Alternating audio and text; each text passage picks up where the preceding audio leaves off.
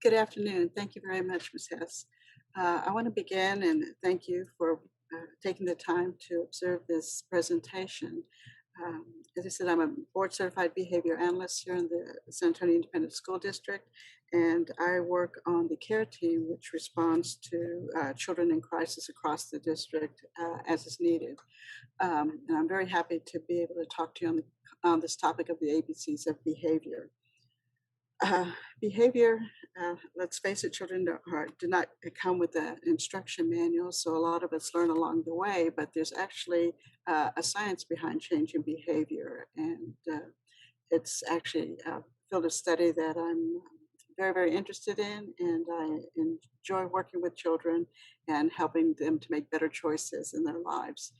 Um, on this first slide, I'd like you to look, and it says, we understand that changing behavior always starts with understanding behavior. And as I mentioned, even though our children may not arrive with an instruction manual, there's definitely much we've learned about behavior over time. It's been studied for many decades, and there's a great amount of research that's been done, and there's quite a few strategies that have been identified that are very successful in helping to change a child's behavior and help them make better choices in their lives. That field of study is actually called applied behavior analysis. And the other thing I would like to mention as we get started on this presentation is I have many photos throughout this presentation. And the photos are not of anyone from our district. These are actually stock photos from the internet. So I don't want you to think that I have photographs of our students here on this presentation. Um, Same thing with the adults that are in there as well. To move forward on the content of looking at behavior, if you see in the photograph here, this is a picture of B.F. Skinner, and he's actually what I guess you would call the father of behavior analysis, and he's the one that instigated a lot of the research with regard to change in behavior. And much of this was done by observations of things that are occurring in the natural environment. And what he was able to prove is that if you truly look at a behavior, in this case, we're going to talk about behaviors that are not desirable. We'll call them target behaviors, something that a student is doing that we don't want them to do. For example, whining or throwing a temper tantrum. If you look at that identified behavior, if we analyze it to look at what was happening immediately before the behavior as well as right after the behavior, that can help guide some of our decision making and implementing strategies on how to change that behavior and improve it to something we want to see.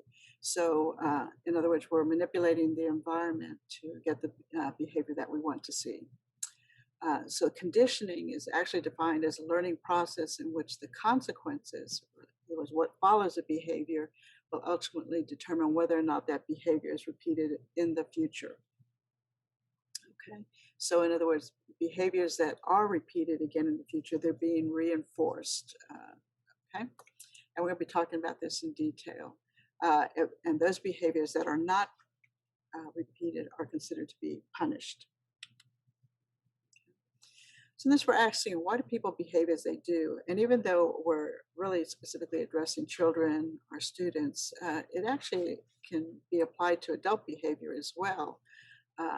B.F. Skinner explained that behaviors are influenced by the consequences that follow the behavior. So for example, if I was speeding around Loop 410, inevitably I'd probably be pulled over and given a ticket. And in receiving a ticket, that would most likely reduce my speeding behavior. Most people would stop speeding after that, or maybe I just stopped speeding for a week. But the fact that it had reduced behavior meant that that ticket punished my behavior. I actually saw in the news recently, they were talking about a police force that was trying to put a little spin on things, and they actually started, instead of putting the focus on ticketing drivers that were doing things they didn't want us to do, they were actually rewarding them with like little coupons. And they had a lot of local businesses that were giving, like, say, a free pizza or a free shake or something for people were caught doing something good, so the officers could hand those out to people who were doing what they needed to be doing, as opposed to focusing their attention on those that were doing the behaviors we don't want to see. So it's put a nice little spin on it. So like I said, this can be done with adults as well as with children. But the whole idea is that we're manipulating the environment because we want to put the focus in and increase the behavior we want to see, okay? As well as decreasing that target or problem behavior. This graph that I just put up that's the foundation of what we're doing here. This is a visual representation of what I just described. In the center, you have the behavior. We talked about that behavior of concern, the target behavior. And then to the left, we have the antecedent. What happened right prior to the behavior of concern? For example, so if I'm in the middle of HEB and I've got my cart and I'm going up to the checkout stand and we're passing that little stand that has, of course, all those things that kids want. It has the candy, it has the little toys. And what does that do? Our kids want that. So they start asking for that. They start whining for that. Maybe that's our target behavior, is a whining or a temper tantrum. Then if you look at the consequence pieces, what happens right after that? Are we going to give in to that whining and that temper tantrum? Or are we going to remind the child that, we're not buying they're not going to get the candy bar or the M&Ms or any of that, because we want to draw our attention or reward them for when they're doing what we want to do and not for the whining or the temper tantrum. But I know we've all been in HEB and or even with our own kids, our kids try these behaviors. The question is, does it become a pattern that they're repeating over time? The kids constantly test limits, as do adults. So look at what's happening after. Are we reinforcing that behavior, or are we going to push through and hold our expectations that the child behave appropriately, get through the checkout at HEB without the temper tantrum? Perhaps we're reinforcing that they don't have the temper tantrum and that once they get home, they're getting something because they were able to go through that process without the temper tantrum. In looking at that three-term contingency, the whole point in knowing that now that we understand that we're manipulating what happens before the behavior or implementing or addressing what happens after the behavior, let's look at our strategies. How else can we change behavior? The antecedent, and so what happens right prior to the behavior or the expected behavior. Say, for example, in the school setting, if I know that transitioning a student from recess into, let's say they have to write a paragraph on a certain topic, and I know that that's a common trigger for them, what can I do to help prevent that from occurring? So those are our antecedent interventions. That second one, teaching replacement behaviors, maybe because I know that child has a little bit of a struggle with, say, writing. If I know that that's a particular challenge for my student, what I'm going to end up doing is helping to remind them that maybe there's something they could, how do they ask for help when they need help? Are they going to be able to express themselves without whining or without a temper tantrum? Do they have those cool down procedures they need? Are we going to have them take some deep breaths? Am I going to have some calming music in the background? But what are those replacement behaviors to help them get through this? That third area, consequence interventions. Again, we just briefly started talking about those. What are interventions for after that behavior? So if the child does the temper tantrum, what are we doing afterwards? And that final category, function-based interventions. That's actually, I'm listing it here so you know it's there, but in a couple of weeks, we'll actually have a separate presentation all on the function of behavior, and we'll go into those in detail. We didn't have enough time to cover that today. But those are the areas that we're going to be talking about right now as those first three categories.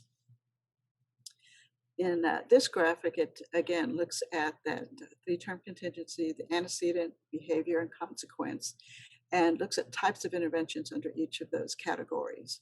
So some samples are for antecedent interventions are prompting, modeling, feedback, and setting goals for a student. And I will say that setting the goals, a lot of times it's just taking the time to write them and having that visual that goes that's paired with that. Um, and we're going to talk a little bit about the behaviors, those that are desired and those are undesired. So, for example, the temper tantrum, I can't think of anybody that wants our children to have a temper tantrum. But one of the things, a desired behavior is that that child learn how to tolerate frustrating experiences. Like I said, maybe we're teaching them some strategies and self-regulation. So we look at those two pieces of it. How do we minimize the target behavior and what can they do to replace that target behavior? Um, in particular, our very young children, like say preschool age, where languages are going to be a bigger challenge. That's why often you see a lot of biting in preschool. Our children don't have the necessary vocabulary to express themselves. They get frustrated or angry or mad, and very frequently they'll turn around and bite whoever they're upset with. It's pretty typical behavior. But as children start to acquire greater and greater vocabulary and can express themselves better, you see those biting behaviors diminish. So that replacement behavior is them having the ability to express themselves so they don't have to bite. And again, this third column are the consequence interventions, which include positive and negative reinforcement, punishment, extinction, and escape avoidance. These are all strategies that occur after the target behavior. So we'll look in a little more detail about the antecedent interventions, I like visuals and we do know that, or actually not just children, adults too. Most of us are visual learners, so I try to use a lot of graphics and a lot of visuals to display the concept I'm trying to talk about. And in this one, this is just a sample at-home schedule. Uh, it's this one I just copied off of, I think it was Pinterest, but this is something you could very easily create. There's templates for this online, or you can just write one on a piece of notebook paper. But the whole notion of having a daily schedule and having routines is looking at predictability. Children thrive on predictability, knowing what comes next. I know a lot of kids that take great satisfaction in being able to cross through when they've accomplished something on their task. A lot of adults too. We like checking off those things. Yes, got that done, got done, finished everything I needed to get done this week. Great, celebrate. But these daily schedules are very helpful to have for both school days as well as weekend days, because of course there tends to be greater flexibility on weekend days than on school days. But just to draw your attention, looking at, so there's a set time for the children to wake up, and then, they have to have breakfast. This is for a stay-at-home day. There's built-in time for chores, and of course, this would be what's age appropriate for that child. It could be something as simple as they're emptying the trash basket from their bedroom into the big bin outside, or maybe into the kitchen trash can. They might have some academic time. Maybe they're going to practice reading or some writing. Uh, Built in the predictable things like snack time. Also includes freedom for activities that are physical, so have some outside playing time, some creativity. So this has a little bit of everything built into it. Again, this is not something you have to do. It'd be what best meets your family's needs. I will draw your attention to of course, the final thing on there is bedtime.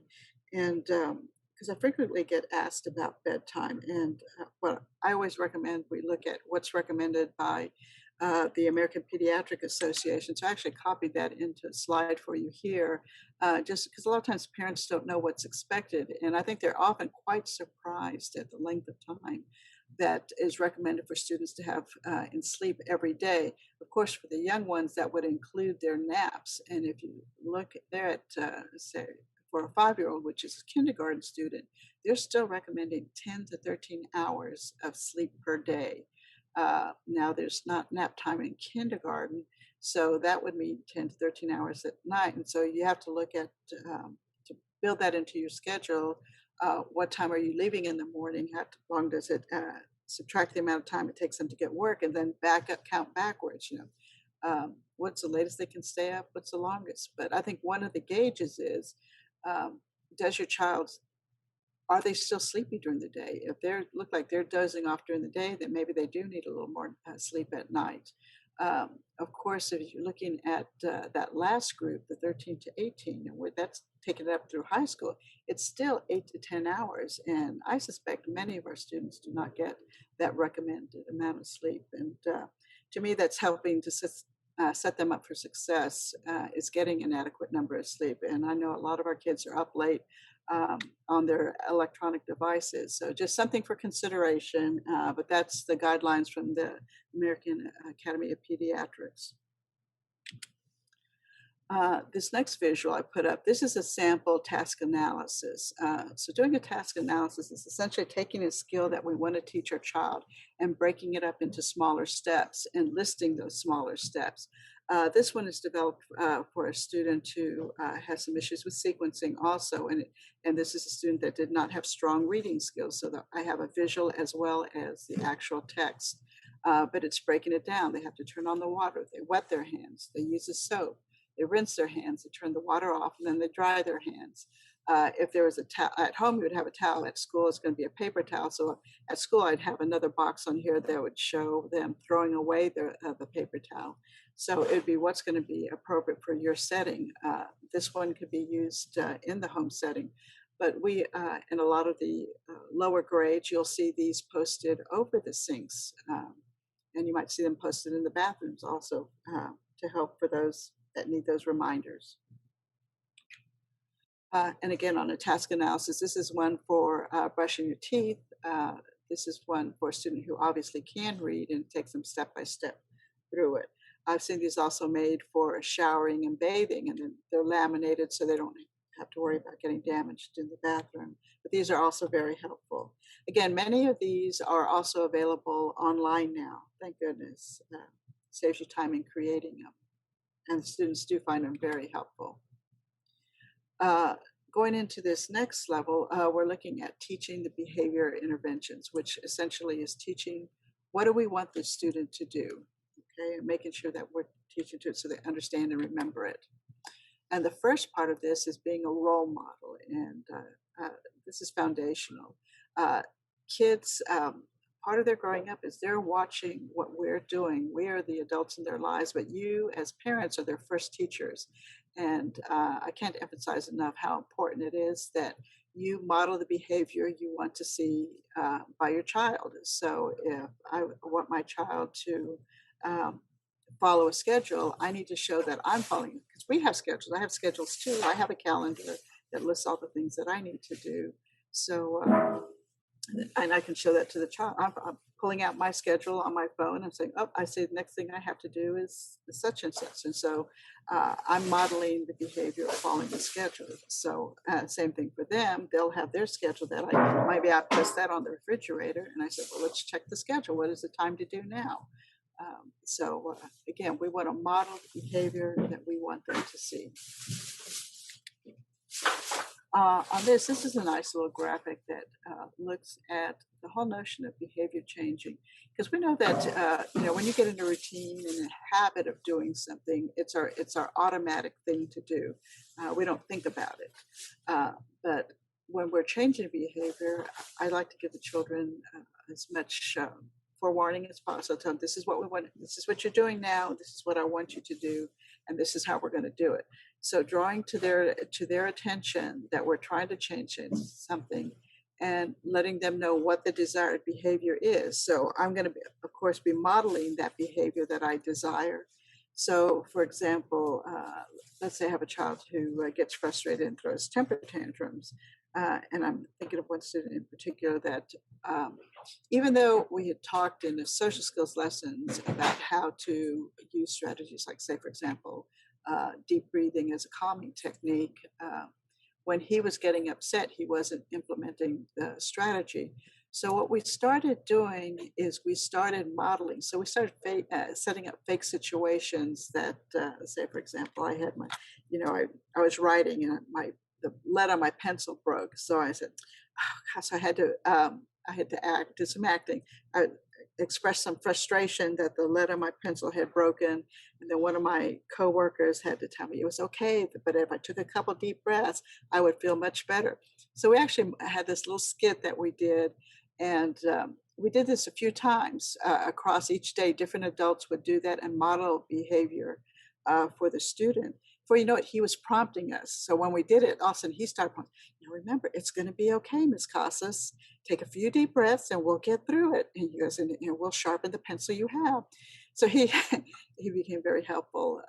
But then that's actually when he started to incorporate it into his own behavior. Once we modeled for him what that looked like, that was had been the missing piece. So that was a very nice, successful implementation.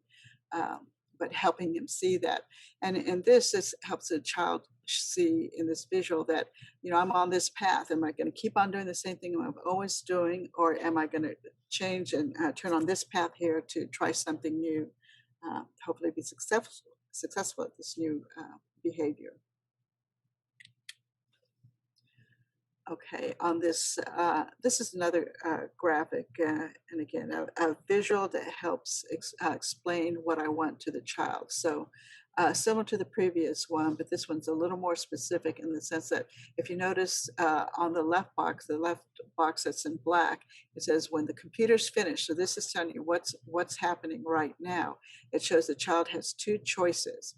The top boxes that are bordered in green and the bottom two boxes are bordered in red. The bordered in red mean that's not the behavior I want. It's still a choice that the child has, but it's not the behavior I want to see. Whereas the behavior on top that are in the green borders, that's the behavior I want to see. So that's showing that if Andrew waits his turn and takes a deep breath, he'll get another turn at the computer later on. But on the other hand, if Andrew cries and doesn't wait his turn, then he will not get the opportunity to use the computer later in the day. So that's a nice visual representation of his choices. Of course, he can still choose to have his temper tantrum, but the forfeit would be he wouldn't have that opportunity to use the computer later on. So that very clearly shows the child what his options are. I like using contingency maps. They tend to be very effective. The critical piece of this, though, is you have to follow through on what you say you're going to do. So meaning if Andrew does throw a temper tantrum and starts whining and, say, pleading later on that he's able to get back on the computer, you have to follow through and not provide access. That's very, very important. Kids learn whether or not we're true to our word, and it's particularly important on this. If we're giving them choices and telling them what happened with regard to each choice, we've got to follow through on what we say we're going to do. Okay, and this is very important slide. It talks about our communication and behavior. So, what we sometimes see as a failure to behave properly is actually a failure to communicate properly. And I've seen this many, many times. A lot of times, maybe we're not as explicit as we need to be in giving instructions to our kids, and ends up that someone ends up in trouble because they've done something what we say is wrong. A lot of times, say for example, if I'm a teacher and I just tell the students to line up at the door for recess, and then all of a sudden I have 25 children running to the door, and then they're kind of bumping into each other and tripping and falling and knocking things off the desk as they run by. Then yes, they demonstrated behavior I didn't want to see because it was fairly chaotic. But however, I did not communicate how I wanted to get there. So, for example, if I had the choice to release them maybe one row at a time and tell them that I expected them to walk quietly, keep their hands to their sides, which is much more specific expectations. So I'm communicating exactly what I expect to see out of them. That way there's no failure of communication on their part. So, so we must be sure that we're adequately telling the kids what we want them to do. Here's a couple more visuals on teaching behaviors. On this one, it's what we call an emotions thermometer. I like using these. I've seen these used with the preschoolers all the way up to high school students. And it's just breaking down how the students are feeling, and it's identified by color. So in this thermometer here, it shows that, everything's green at the bottom, the child's smiling and happy. But as you go up the thermometer, the color is changing to yellow, then to orange, and to red at the top, which shows that they're very angry and mad. Um, but it shows the in between steps as well. So a lot of times a child being able to recognize where they are in their emotions is the start of them being able to change their emotions and bring in a strategy to help them calm down. So these are very useful gauges in helping them manage that. Um, uh, and what I usually teach along with this is once they know what level, what color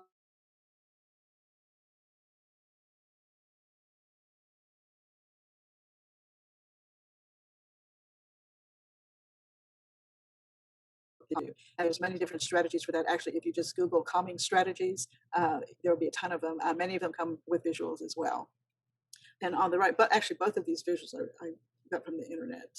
This says break down, calm down strategies for kids. It says, and grown-ups too. So some of the things it lists on there, take some deep breaths, go for a walk, listen to music, speak to a parent or other adult, or at home. And this one says, the next one, speak to a teacher.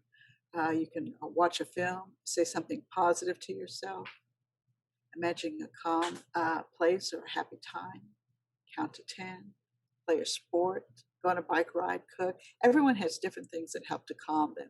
And when I work with kids, I like to go over several different types of activities with them and ask them to pick a couple that they think work best for them.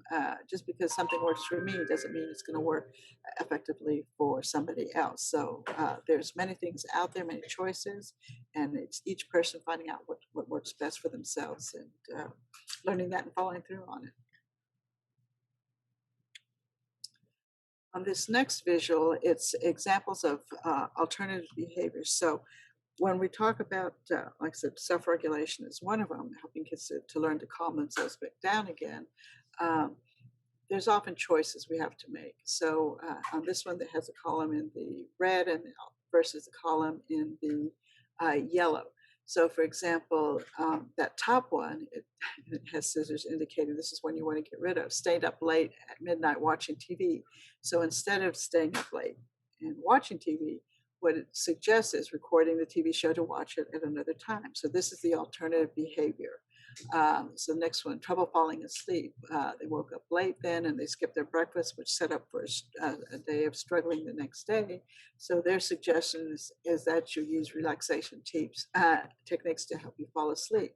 So again, there's an identified behavior that's undesirable, and the one in the yellow is the alternative that we'd want to replace that with. Anyway, these are just some suggestions, but you can be very creative. And it's sometimes they're very easy to figure out. Sometimes it takes a little more effort, but it's what is it we want the child to do instead of? Because it's always easy to identify what we don't want them to do, but what do we want them to do instead of that target behavior? This next category is looking at the consequence intervention. So these are, remember, so when we're talking about manipulating the environment, these are things that we would do after the child has demonstrated behavior that we don't want to see. So on this visual here, it says, if you know what your child wants, you may use it as a carrot to entice your child to cooperate and demonstrate the behavior you want to see. So that's very, very important. We're dangling that carrot in front of the child to help them make better choices. And this is a learning process, but it's a very powerful one.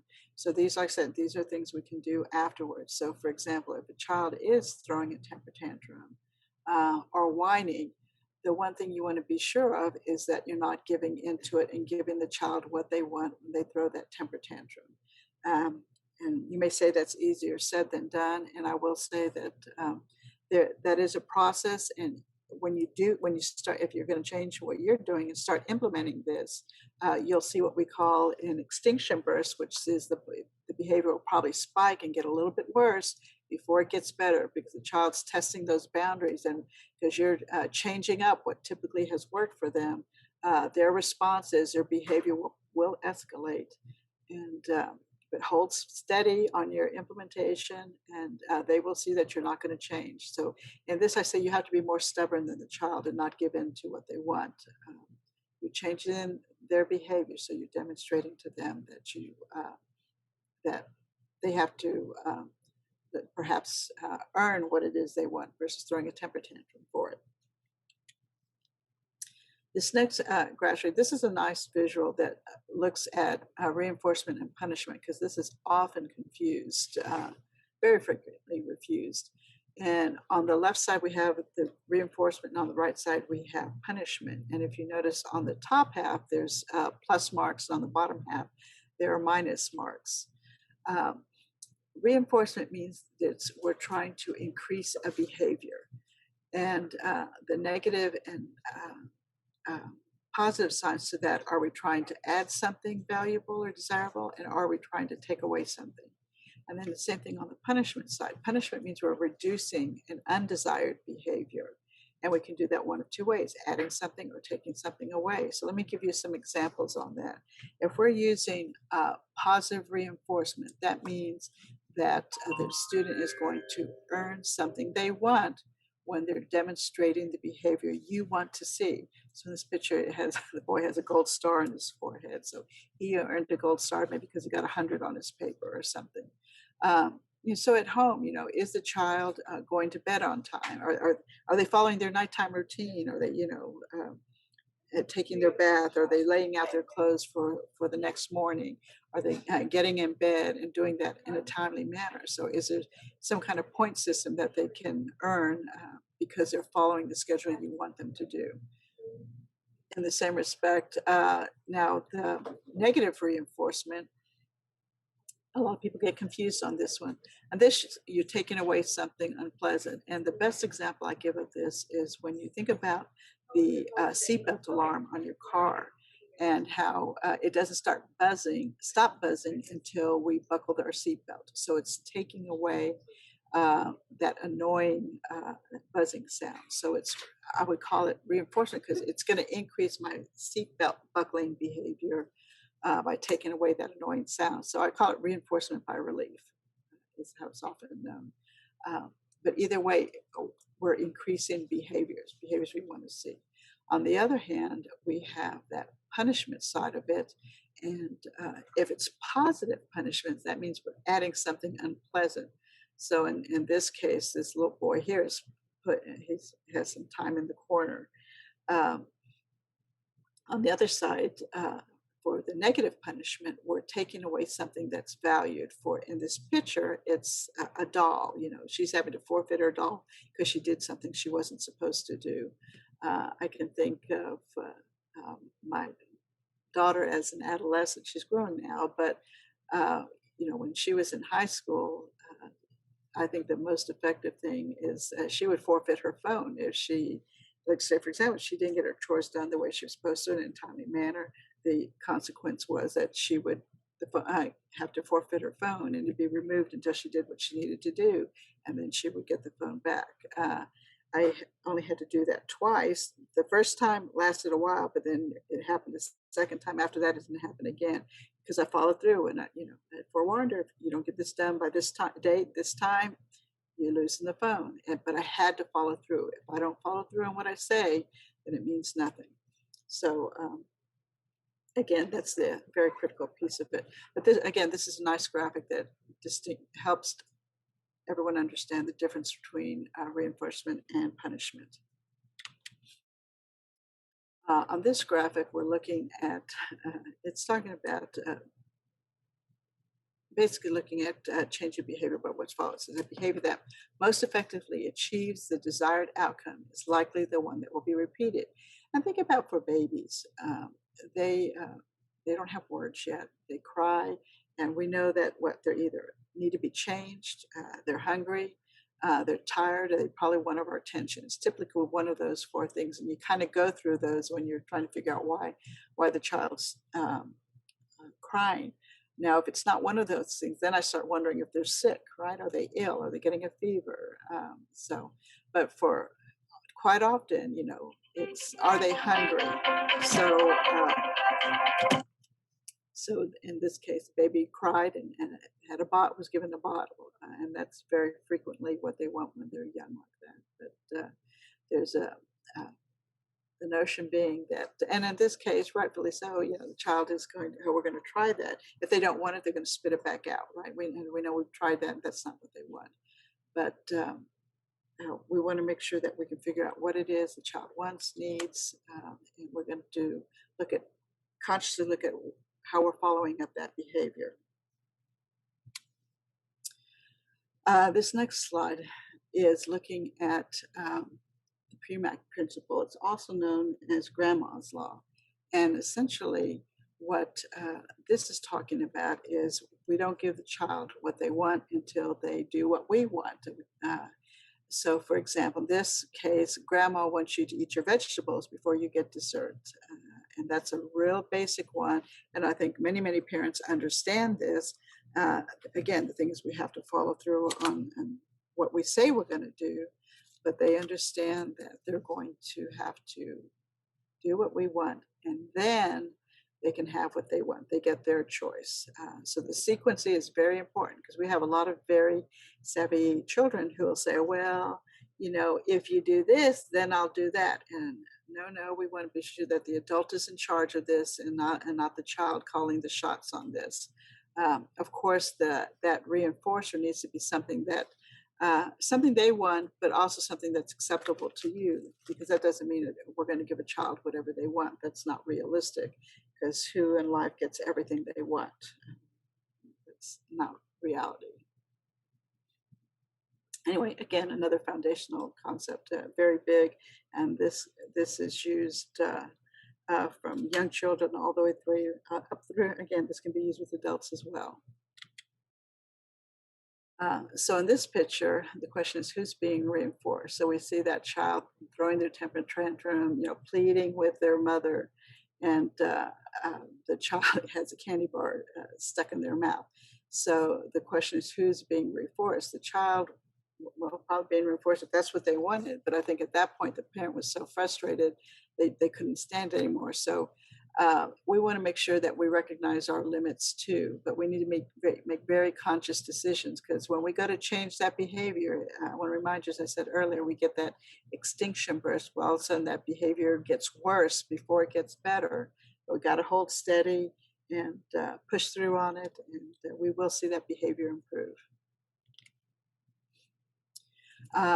This next strategy or concept is called shaping behavior.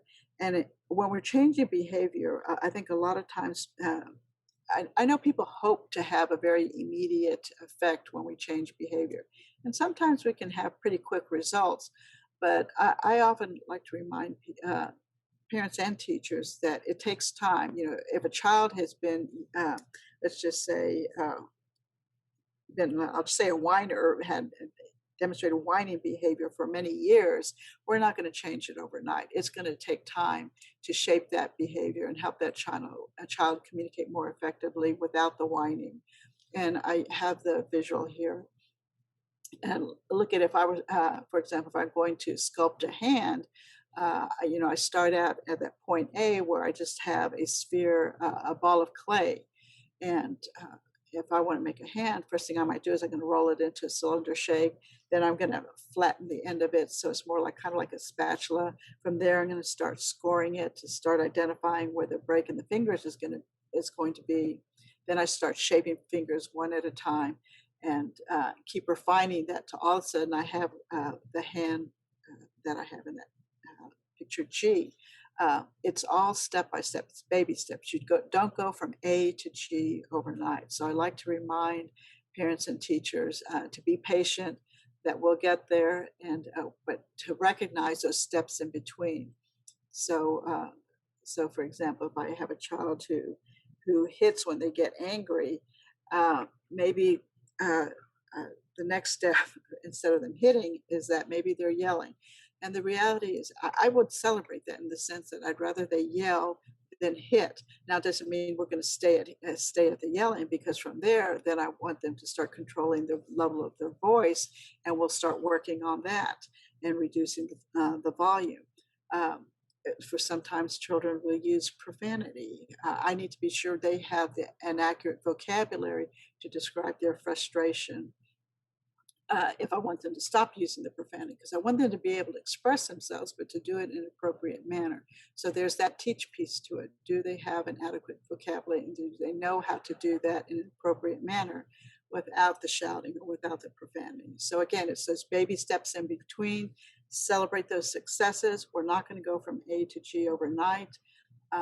But recognize we're gradually shaping behavior. So that helps us be patient in what we're doing as we're changing a child's behavior. And this slide shows approximations, and what this approximation looks at if I'm trying to teach something. So for example, a child that's learning to speak, I'm just trying to get them to start making sounds, and I'm going to be reinforcing whatever that sound is. But then I want to gradually start them to start saying, maybe ultimately I want them to say more, please. Maybe they're just saying "muh" first, and I'm going to accept that, and I'm going to celebrate that. Then maybe we're going to start pushing for them to articulate it better, so they're actually saying more. And then once they're able to do that, it's more please. And then once they're able to do that, we have a higher expectation, the more please. So it's a gradual, what we call it, successive approximations of what we want them to see. We take them, we start where they are, and we move them step by step to ultimately we want to see. So again, it's not overnight. And this is an example of that in the cartoon with regard to behavior. If you look up at the top left corner, we have the little girl who's doing a handstand on the desk. Definitely not something we want to see, but that's the starting point of where her behavior is. And from there, if you see, we've got it. So then she's doing the handstand on the back of the chair, but she's moved off the desk, so we'll take that for where it is. Then next, we want to start from there. So we've actually, the next step is her reversing. So she's actually, or one right side up.